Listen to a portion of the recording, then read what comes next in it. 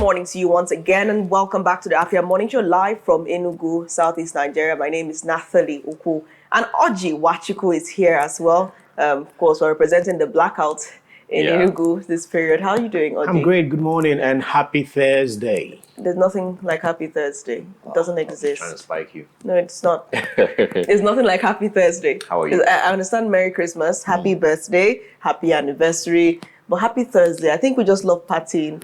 Are you not happy? In this part of the world. Are you not happy today? I'm not happy because I got home yesterday and there was a total blackout, and we all hoped that the main power will restore power soon, no pun intended, but it did not turn out that way. And we understand that this is as a result of what EEDC is doing, slashing over 50%. Slashing 50% to prevent what they called, this time they didn't say it's actually a clamp down to show you that just to bounce you, to show you that we have the powers, right? Yeah. But at the end of the day, it's just having that amicable consolidation between main power, ERC, to actually get to the table and talk this thing out, right? It was 48 hours was given for the conversation that they're going to reach an agreement, but you can see that Nigeria being Nigeria, we are being faced with a blackout yet again right there, and rationing energy is something that we're used to in this country, and it got to a point it ceased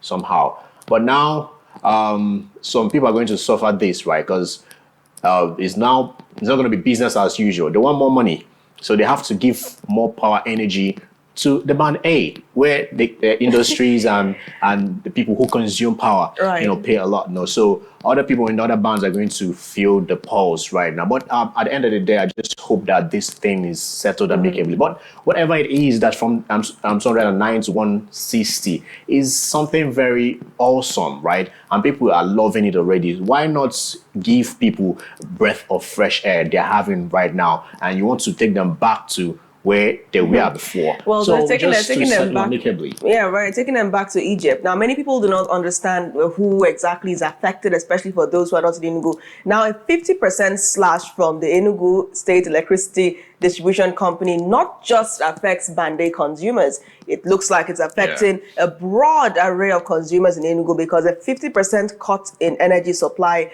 is going to transcend beyond just the band that was supposed to benefit from that electricity tariff slash. So I yet to see what EERC would say or do about this. Though they've, of course, come out to tell people that this is what's happening. They're basically sympathizing for the blackout, but yet to see the action that will be taken next following EEDC's most pronounced recent action that everybody is benefiting from, and not just Band-Aid consumers. So wherever you are, we know you're facing many challenges. Some people have reported being unable to recharge their meters. So whenever you get the chance, try and charge your devices wherever you are. My power bank is charging upstairs as the show is going on, just in case. But yes, do what you can to make sure you carry energy wherever you go, till we find out what exactly is going on, where this is going, and when normalcy would be restored to the coal city of Enugu State. Joining us now in the studio, making his debut on the morning show today, is Dr. Godson Eze, public affairs analyst and communication expert. Dr. Eze, welcome to the morning show. Good morning, Thank you very much for having me. Yeah, welcome. Can I say you look like Peter Doche a little bit? You strike me with this little resemblance there. Oji, do you see it? Yes. Or Zach Oji. Zach Oji. Who is Zach? Your observation is correct, because most times when I'm walking on the road or in the market, people say Peter Doche. Oh, yeah. People say Ogada Gidi. Some will even say Diko Hamachis. Yeah. So we are not, the observation is not Diko Hamachis. But yes. he strike more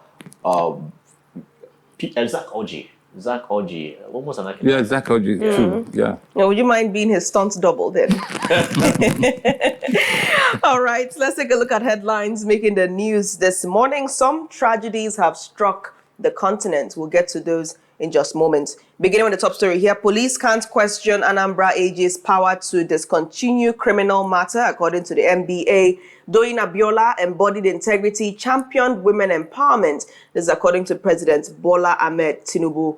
Ghanaian ministers, 6 others die in helicopter crash. On the Matrix, Ghana helicopter crash, our prayers are with you. Tinubu condoles Mahama. Ghanaian government unveils identities of helicopter crash victims.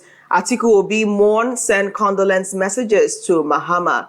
Journalism trailblazer, democracy defender, Tinubu mourns Doyin Abiola.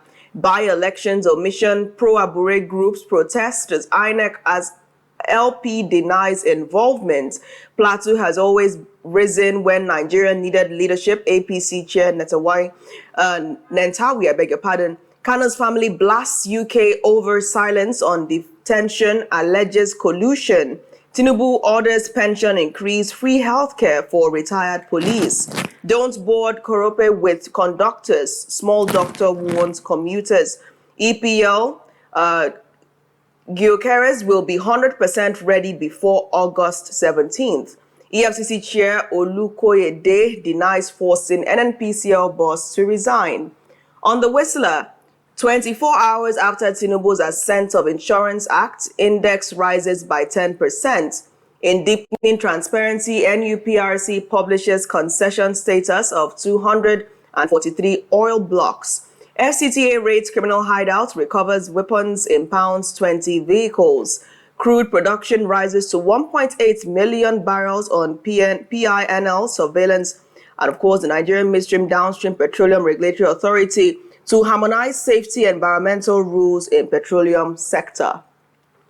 On Daily Trust, Taraba, 8 months without deputy governor. Civil servants used stolen money to build estates, according to EFCC. What to know about new insurance law? States activate control measures as flood wreaks havoc. Ghana Defense Environment Ministers killed in helicopter crash. Israel plans full occupation of Gaza as 130 people killed. Anti-party PDP to take action on Wike next week.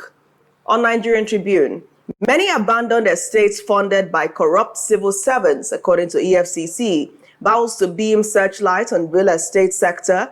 Uncertainty in APC, PDP, LP, others ahead of Anambra, Osun, Ekiti, Guba polls. All eyes on Tinubu, LP banks on Peter Obi. Motorist commuters groan over deplorable federal roads in Southwest. Tinubu, Sanwo-Olu, NPA, NGE, others pay tributes as Doyin Abiola dies at 82. 7% seaport surcharge threatens cargo clearance at Nigerian ports. On The Guardian, First Lady's humanitarian donations hits 12.9 billion naira in 2 years. ADC, APC chieftain warned Tinubu to shelve re-election, focus on governance. Rep decries non-release of immunization funds. Insurance stocks jump 10% after Tinubu signed law to recapitalize industry. Another one here, IPAC writes, RISIAC rejects August 30th state LG elections. Okay, Nigerian News Direct. No coronations in ADC 2027 tickets. An open fight, says Atiku, as coalition fumes over food crisis worsening security. Controversy as Ebin Power, Ikeja Electricity, others deny reports of receiver or manager appointment. CPPE raises alarm, warns of looming power sector collapse. Sanwo-Olu commissions strategic road projects in Badagry. FG's 38.3 trillion naira assets under audit to boost transparency, attributed to Murphy. FCT Council elections. LP members protest at INEC headquarters over missing candidates.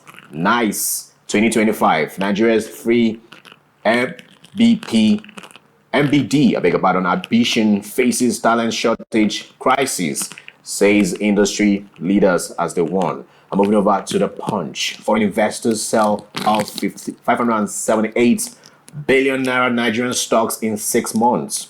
Outflow soars 85% year on year. Economy cites Trump era policies shift towards treasury bills. Pension battle. Police retirees reject FG's health care offer. Nigeria-US advance high-level talks over visa restrictions. Sanwo-Olu pledges statewide infrastructure at Badagry roads unveiling. One pushes back as fan probes airport incident. And last right here on the Punch. Tinubu consoles Ghana, after copter crash kills 2 ministers, 6 others. Moving over to Daily Independent. Tinubu draws applause for offering retirees with free health care. Orders Spencom, PTAD, to implement 20% pension increase. Asks Spencom to resolve long-standing police pension issue. EFCC to beam searchlights on real estate sector. Says it is only in Nigeria civil servants can own 500 million naira property. WASSCE Ayinde attempted to board aircraft with excessive alcohol, says fan. Parties reject scheduled August 30 Rivers LG polls. Now Africa trade begins. Alawuba says as UBA launches PAPSS transaction on Leo chatbot. Abure-led LP faction protests exclusion from by-elections. JAMB unveils committee to screen 599 eligible candidates below age 16. Tinubu, Shaolu, Aleke, Mpan, editors mourn Doyin Abiola, icon in journalism. 712 billion naira airport renovation. OB questions whereabouts of $500 million loan for airports upgrade. Rebased GDP exposes Nigeria's low productivity, attributed to NESG. Moving over to the last one right here. Sorry, Vanguard, second to the last one. 2027 options before the North.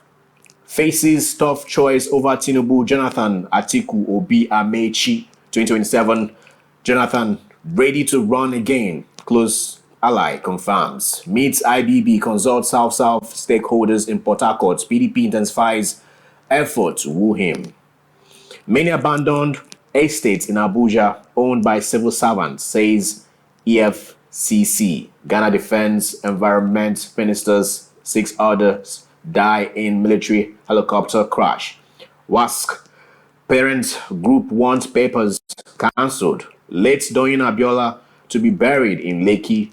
Family confirms as Tinubu governors NPAN, NGE, MON. FG approves tax incentives for manufacturers using local raw materials. Thieves shouldn't be rewarded with ministerial appointments, attributed to Eme Sanusi. Moving over to Daily Times, last one. Insurgency, 24,000 still missing in Northeast, attributed to ICRC. Daily Times mourns former staff, media icon Doyin Abiola. Ojulari rallies stakeholders' involvement in Nigeria's future energy. Tinubu mourns Ghanaian ministers killed in helicopter crash. Nigerians suffer as APC abandons governance for 2027 campaigns, attributed to ADC. And lastly, Ebonyi issues 7-day ultimatum to WAEC over unreleased results. All right. Thank you, Oji, for Welcome. those headlines. Really interesting ones. And I think it's clear where we would start from Doyin Abiola. Now, the condolence message by the president has, of course, brought this even more to the limelight. That this happened since Tuesday. Yeah. Now, Doyin died at the age of 82. A veteran journalist, did well on the board, of course, top management of National Concord. She was also the wife of the late MKO Abiola, who, of course, was the first, shall we say, Democrat. Let's not get into that. Let's focus on Doyin right now. Yeah. She is gone, but she leaves behind a great legacy. What's your reaction, Dr. Eze, to her tragic death? Well, I think when her soul receive perfect peace. It's one thing to be born, as we know in the Bible, and one day we must die. I think she has taken her time, and her legacies will remain. I don't know much about her, but I know she had been very vital to the success of the then Concord newspaper. And if not, there shouldn't be all these accolades. That's her demise. So I think she should be remembered, like every other Nigerian who has contributed, because our problem in this country remains that most of people don't contribute, but they want to benefit from the community. Like when you move on the road, you hear people say Nigeria is bad, Nigeria is bad. Then if you ask the person, what do you contribute for your own self first? Because if you are contributing for yourself, it is a part of the larger harmony of the society in terms of growth and development. But when majority don't contribute and they want to benefit from the efforts of other people, it doesn't enhance growth and development. So in any way, wherever one finds oneself, your contribution there will remain after you must have gone. And if you didn't make any contribution, even though sometimes we praise people who didn't make any contributions in life, and we praise them when they are gone, not when they are alive. So I'm only trying to say that whatever contributions she must have made, it has been appreciated by people who knew her well, and it should be like that. All right, we just got information that is a challenge with your microphone, so we'll go on a quick break now to sort it out, and then the morning show will return. Stay tuned.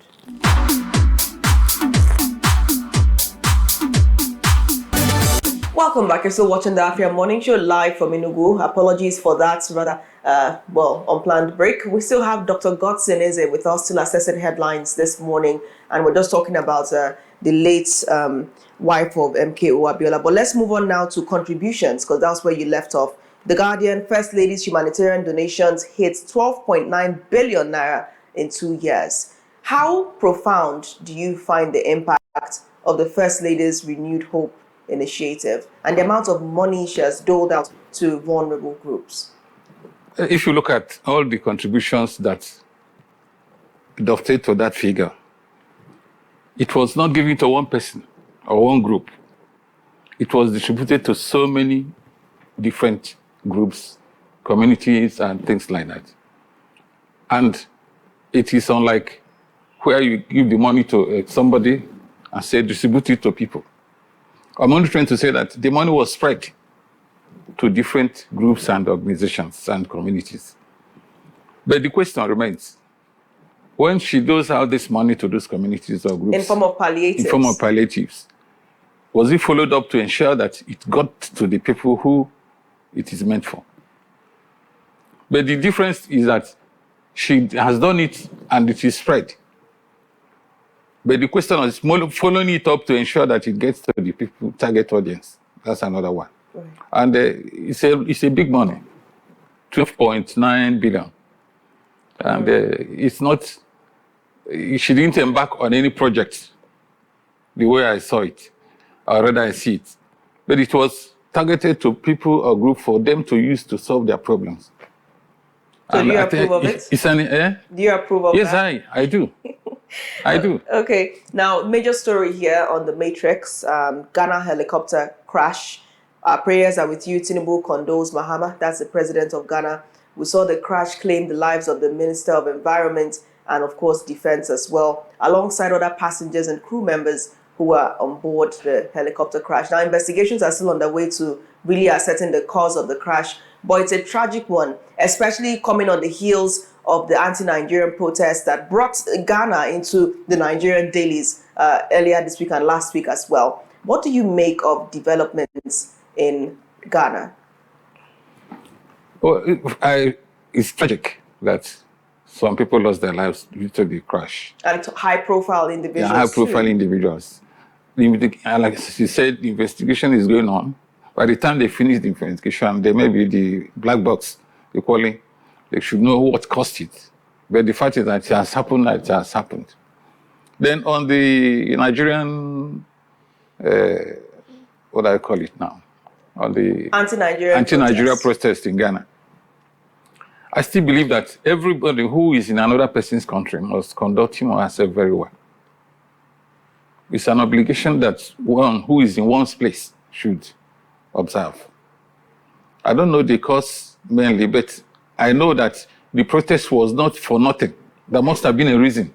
And it is now Nigerians who are there that can know. I'm happy that the Nigerian government intervened through the Minister of State for Foreign Affairs, and I think the matter has been resolved. But I don't know, I saw in one of the newspapers that Nigeria was trying to establish a kingdom somewhere. Okay, well, now let me jump in there. Now, apparently, this, I wouldn't be too quick to blame the Nigerians in Ghana. Yeah. I would actually tie it to what the president actually affirmed. President Mahama affirmed that an old video was circulated by an individual. And that old video had the capacity to stir up the amount of resentments that the Ghanaians began to have again for Nigerians. So that was basically what went wrong. The video started to make them come out because they felt Nigerians are coming to. So it doesn't matter. I mean, who has no sin should cast the first stone, right? So it's everybody does what they do. People can misbehave anytime, and which doesn't make it right. But at this point, that level of agitation was triggered by an old video that circulated, and people saw it, got upset, and wanted Nigerians out of Ghana. So I would like to thread a little bit on the side of not blaming Nigerians there. But Bianca Ojukwu, Minister of State for Foreign Affairs, did well to diplomatically solve the problem. Situation. Right. Yes. Okay, let's get to Vanguard, and I want to get your reaction to this. WASSCE Parents Group wants papers cancelled.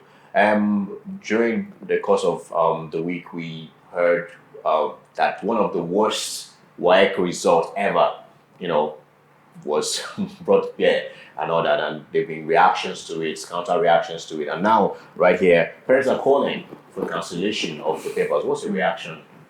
Now, let me start from the fact that our education system needs a reform. In fact, there are two reasons I know that is causing the problem of nosediving of education system in Nigeria, and even the result. One is government policy.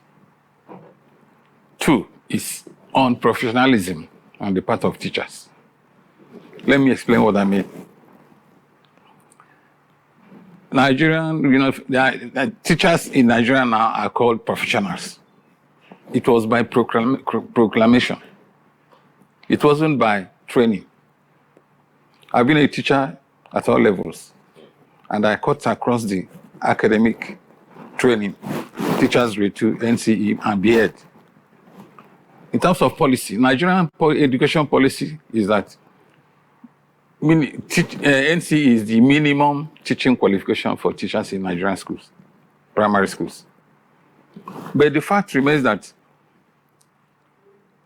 with the abrogation of teachers grade 2 certificate,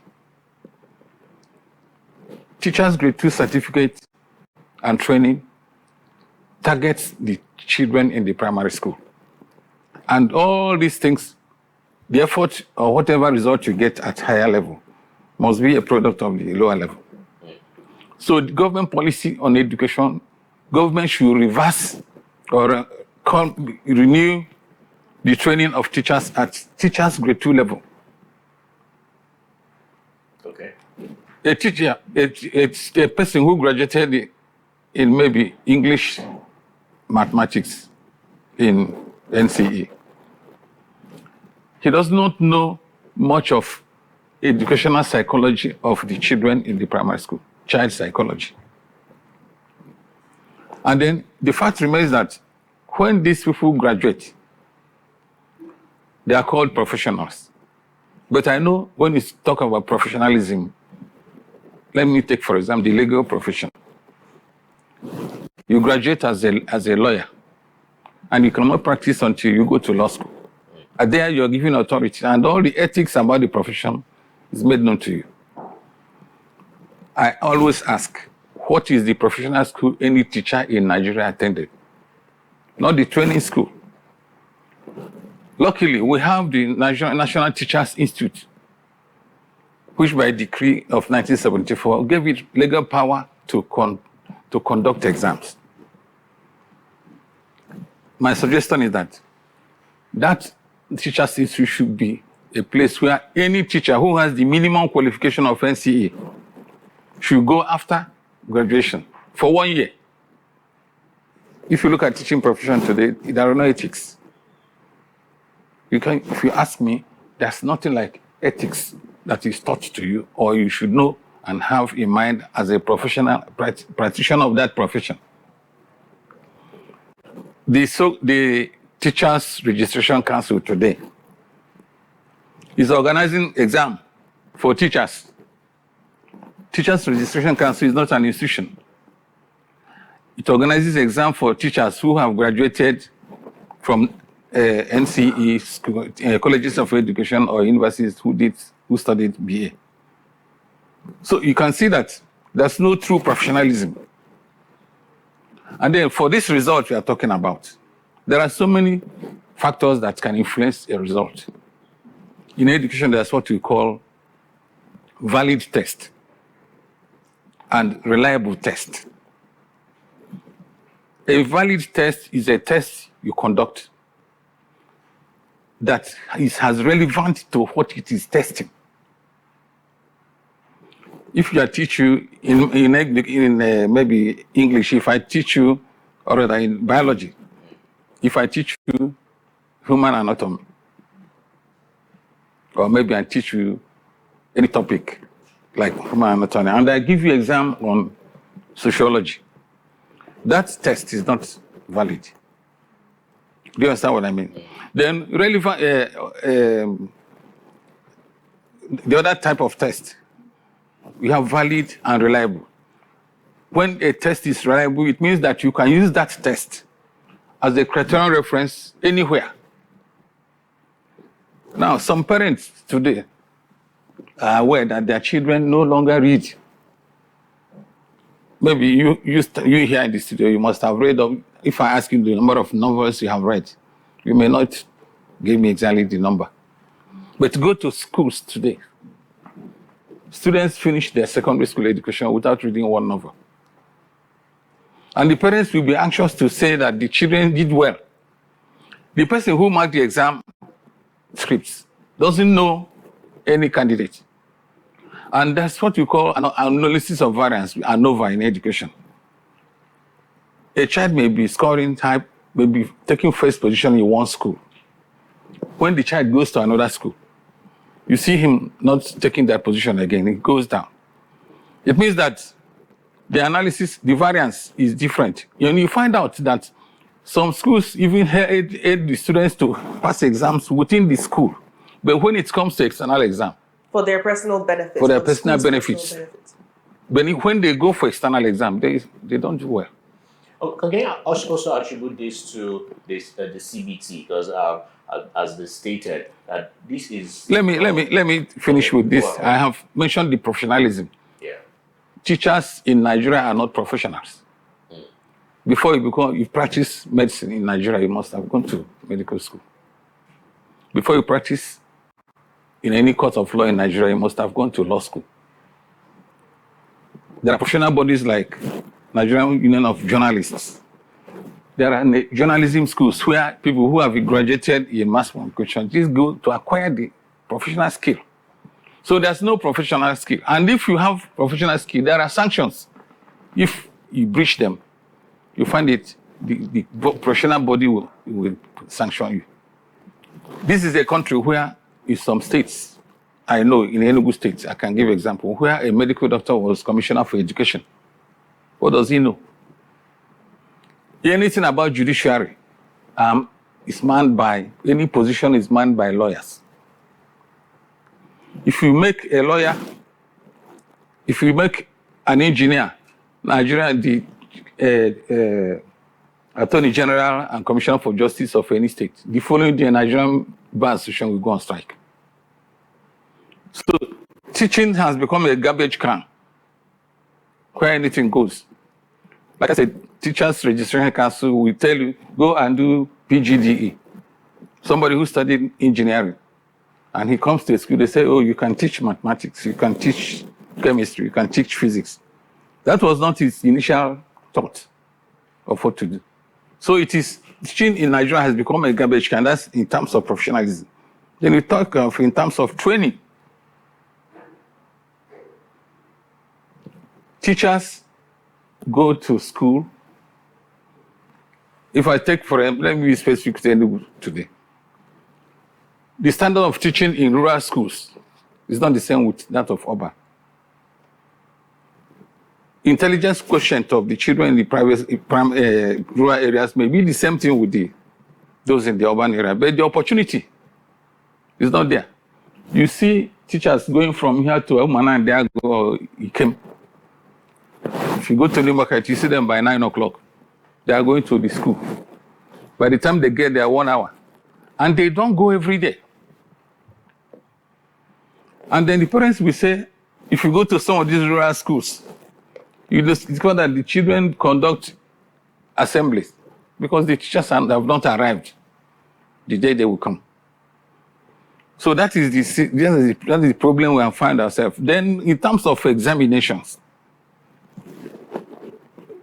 JAMB, if I compare JAMB and WASSCE exam, JAMB is called, in education, JAMB exam is called a speeded test. A test which you administer, you know that the candidate will not finish at the time given. But you want to know accuracy and speed. And the other type of test is called power test. That's where you have theory.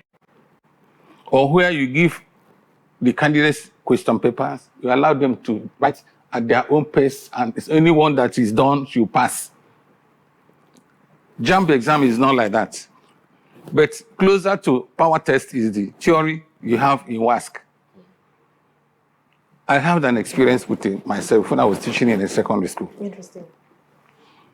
One of the students I know, whose academic record I knew from JS1 to SS3. During the WAEC exam, his result was withheld by WAEC. I wrote to the WAEC as the teacher and told WAEC that I know this boy. I included the photocopies of all his results. When I sent it to WAEC, the WAEC reversed that. They accepted that it was a mistake, that it wasn't his own result that was published. I'm only trying to say, I taught 17 students in English. When I gave them mock exam before the WAEC exam, I told them that one of them will fail English in WASSCE exam. And then one of them must have A. The rest must have credit. When the results came out, that student had A. The teachers don't even know, they don't look at the children and they know their standard and should be able to say, as far as I know, these students should pass. If you go to most schools, teachers just award marks. I want to ask you something. There's no thorough. There's not have time. Bringing down to Enugu State regarding to the overhaul in the educational sector, do you think we can curb all these anomalies you've been calling out, right? You know, teachers not getting to school in time and choosing when to, in the rural area, by the way, you know, the whole smart school that's been developed and all that. Do you think that this could actually help and aid into, you know, curb all these anomalies? If I met the Commissioner for Education State today in Enugu State, I will repost some teachers. Okay, let me just, before I go on, I continue with this. The federal government has made teaching retirement age for teachers 65. The working age 40. The essence is that the intention is that teachers, as they get older in teaching profession, they become more and more experienced. But it is not what is happening now. A teacher should be, if you go to higher institutions, there are octogenarians who are lecturers. That's right. Because the institution believes that they have enough to contribute. So what is your final analysis? You've given us an argument. What is your final analysis? What's the big take home? The take home is that parents should not intervene because some of them, sometimes they collude. And when they are not favored, they make noise. You don't think the software is of the question here? It's a different thing. The software is the technical error or mistake is a different thing from the actual fact. I'm only trying to say that when a student is brilliant, he will always show it. Right. And those people who mark those scripts don't know the students. The fact remains that reading habit has degenerated. So bringing it back to Oji's question about the Enugu State Education Transformation Plan, the smart schools, do you see anything different? Do you see the teachers being trained? If I were to advise the governor, I've gone to a war. the smart school, I've gone there myself. What I saw there is wonderful. The question I asked myself is, if this type of school is built in all the 260 wards in the Enugu state, it will be fantastic. But the question is sustainability. Besides, I was there before 7:30. Pupils were being brought from different schools within that community to that particular,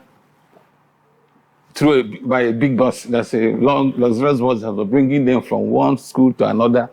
And I asked myself, is this what is going to happen? What will happen to all those schools?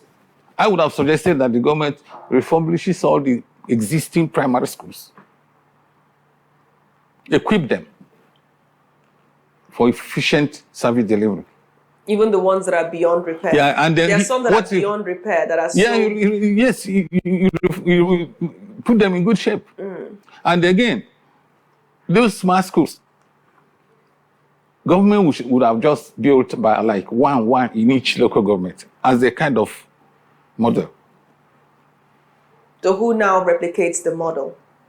No, that is, when he see it, when he builds it, equips it, and test run it, and see its sustainability before building more. It's not a bad idea to build smart schools. But the question is sustainability and how effective what difference is it going to make? All right, we're already out of time, but we'll watch and see how this all plays out. Thank you, Dr. Godson Eze, for sharing your views. I want to tell the government today. Also that, parents rather, right, that they should be very careful when they criticize teachers. All right, thank you so much, Dr. Eze. Thank you once again. I hope to have you more frequently on the show. Thanks once again. Thank you very much. All right, we're going to quick break now. When the morning returns, we'll take regional stories and, of course, quite interesting ones coming your way. Stay tuned.